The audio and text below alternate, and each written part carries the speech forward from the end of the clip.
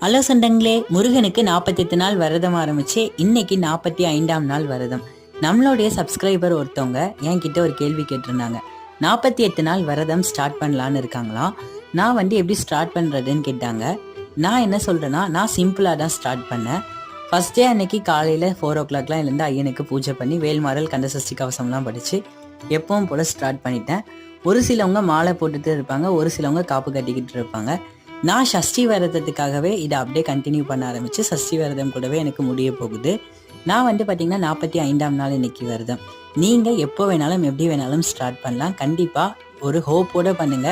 ஐயன் நம்ம கூட இருப்பார். கண்டிப்பாக கஷ்டமும் வரதான் செய்யும்.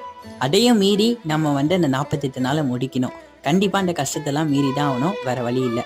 ஆனால் ஐயன் எப்போவுமே நம்ம கூடயே தான் இருப்பார். இந்த வீடியோ பிடிச்சிருந்தா லைக் பண்ணிக்கோங்க, ஷேர் பண்ணிக்கோங்க. மறக்காம ஓம் முருகான்னு கமெண்ட் பண்ணி நம்ம சேனலை சப்ஸ்கிரைப் பண்ணிக்கோங்க. பாய்.